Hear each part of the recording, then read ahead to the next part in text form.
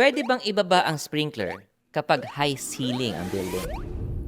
Meron ka bang project na ang taas ng kisame?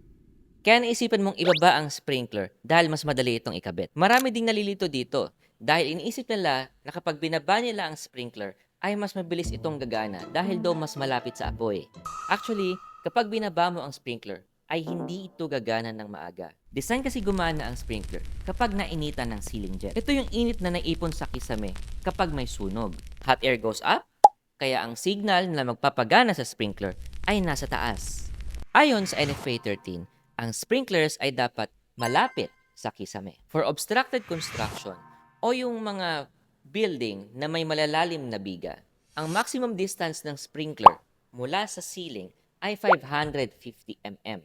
Halos kalahating metro lang ang pwedeng ibaba ng sprinkler mula sa kisame. Kapiraso lang yan. Parang ganito.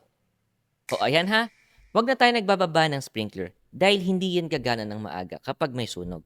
Sayang lang ang investment ng client mo. Share mo ito sa friend mong installer or contractor para maiwasan ang ganitong mistake.